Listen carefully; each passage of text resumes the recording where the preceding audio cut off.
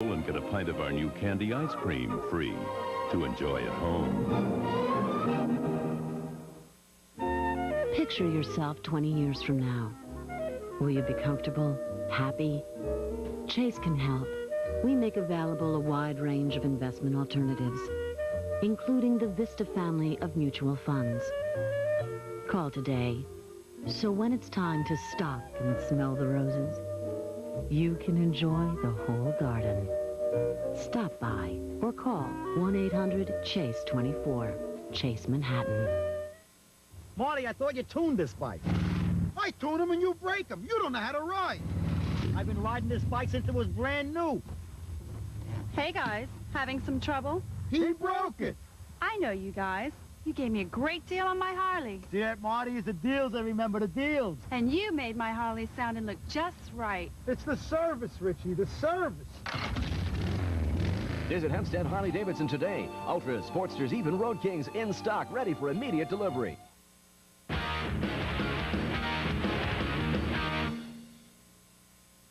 It may be cold, but if you want to cure your post-racing season blues, this is the place to come to. There's still 2 weeks worth of racing left at the Mid-Island Speedway in Medford. It's great. It's a lot of fun. It's fast track. It's fast. Keeps your reflexes up in shape. No matter whether you're big or small, the Mid-Island Speedway is for the kid at heart. Wayne Cheslak is the man behind Long Island's only weekly oval go-kart track. The 1/8 of a mile speedway was built in the fall of 1993 and has fast become a racing haven for all who cannot afford to compete in the stock cars at Riverhead Raceway. We've tried to emulate everything that goes on at Riverhead because we feel Riverhead is a real good race facility. It's a NASCAR track, and we try to run things the way they do at Riverhead, but we run our rulings under the World Karting Association. We're getting bigger and bigger, and a lot of karts are getting faster and faster, so it's a good track. You know, it's improved over the whole season. Wayne Cheslak does a real nice job here. He plans on adding another set of bleachers over here, and pits will be on the other side coming in off the service road. The track is within an arm's reach of exit 64 off the Long Island Expressway. But what stands out most as you roam the pit area is that the Mid-Island Speedway is all about family. We felt that it was something that the kids and the adults needed back on Long Island. You can come with your son or your daughter and have a ball. Now, plenty of kids compete in go-karts these days, but for many of them, there's a special mystique about the Mid-Island Speedway. I like the lights. It's nice and dark, you know. It's not like every other place where you're in the daylight. Wayne Cheslak decided to put Long Island Trackside under the spotlight with the race between our pit crew, and we quickly learned a lesson in go-kart etiquette. Lesson number 1, don't go 3 abreast on the first turn of the first lap. Lesson number 2, don't spin in front of the whole field, which leads us to lesson number 3. Try to stay in your go-kart at all times. While Art shook off his wild ride, I beat Paul Schneller to the finish line. And so, the trackside gang realized what all the other competitors already knew, how much fun the Mid-Island Speedway can be. Today's Go-Kart Report was brought to you by Bonsignor Race Engines and JRB Racing Enterprises, Long Island's karting connection. If you would like to get involved with go-kart racing, Bonsignor Race Engines and JRB Racing can provide you with the equipment and assistance you need. Time to look ahead to 1995 with our 2-minute drill. Although there were no modified rookies this season, there will be an influx of new drivers next season. Quinn Volgraff is returning to the mods for the first time since the 1980s. Larry LaFontaine bought Volgraff's late model, and Richie Carmen is the new owner of LaFontaine's championship Charger. Also looking to make the step up from the late models is Bobby Zeta and Mike Medusky. Medusky has already purchased Tim Conorino's modified. Conorino has taken shipment of a new car from fabricator Art Barry. Also picking up a new car from Barry is Tom McCann. The John Doherty-owned team is also hooked up with Macbeth's Motors for 1995. Chuck Stoyer plans on buying a new Barry modified after selling his car to Charger driver Scott Wolf. Fellow Charger driver Dave Brigatti is also moving to the mods. He bought Ken Hagee's racer. Jeff Barwick is another Charger driver who's hopping into a modified next year.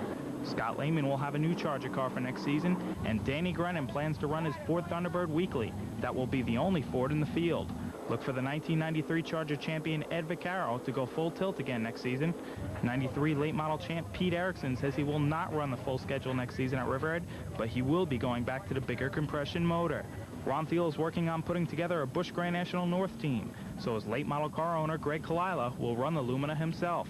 After a one-year absence, Jimmy O'Connor will return to the blunderbuss division, and right now, Riverhead Raceway officials are discussing a possibility of running a few figure-8 shows on Sundays with enduro cars. Long Island Trackside's 1995 season outlook was brought to you by DAC Enterprises of Westbury, Long Island's official Featherlight Trailers distributor. At the end of the year, and this is what you've been waiting for, everybody, the making of Long Island Trackside. Now, it's a big job to put a show like this together, but we managed. Welcome to the dungeon, folks. Okay, this is where it all happens, the edit session. We're going in, everybody. If I can get the door open. Guys? Come on, guys! Come on, they want to see what's going on. Now, what exactly do you do on Trackside? 3, 2, 1. Long Island Trackside is hitting the roads. Art mochi to CMX. The edit times, the just putting together the pieces, the writing that's involved, the tracking, it's an incredible amount of hours that we put in to put this show on the air. Now, trying to get a couple more interviews done before time trials, and then we'll go out to dinner. I don't like to be called the boss, but remember, do as the boss tells you to. Oh, I'm the boss. I'm the boss, I get the first piece. It takes at least an hour to edit a minute. Sometimes it can take a lot more. The Open, for example, was very time-consuming. And that's 30 seconds, and believe it or not, it took almost 17 hours to edit. I'm basically the guy who puts the pictures on the screen. Tony has been with me right from the start. I've been doing it for Bobby for 3 years. He asked me to do it on the very first year. That's my buddy. That's my buddy. How do you like working for your brother? It's a little stressful. Just take it easy. But we get along really good, and I think it's a benefit.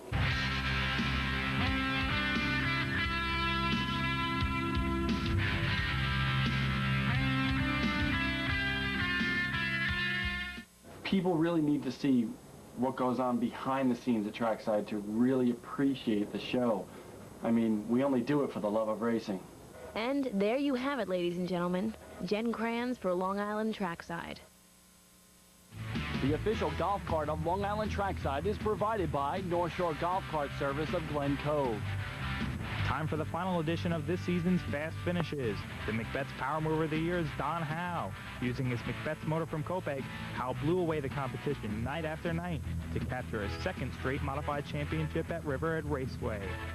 Joe Hartman is the Merkel Hard Charger of the Year.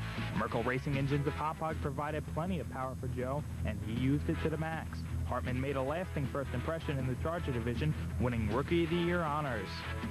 And scoring a perfect 10 in our top driver category is Wayne Anderson. The second-generation driver became the first Long Islander to ever win the NASCAR Featherlight Modified Tour crown. Perfect 10 auto collision refinishing of West Babylon and Long Island Trackside salute Wayne Anderson as this year's top driver. For Long Island Trackside, I'm Matt Dillner. Long Island Trackside would like to thank all of our sponsors for making this year possible, especially All Pro Auto Parts. And for those of you who are always wondering who provides the music for Trackside, here he is, Mike Sinkowitz of Gaia Productions in Farmingdale. Mike has written all the songs for the show during the past 3 years, and without him, Trackside would not be the same.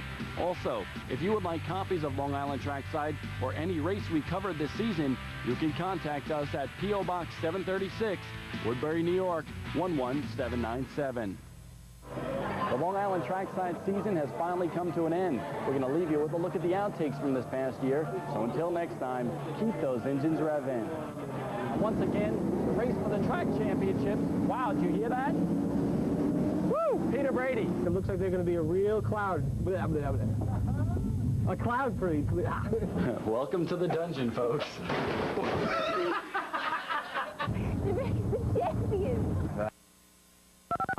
I can remember racing around the banks of the Speedway with my brother Ralph, pretending to be our favorite drivers.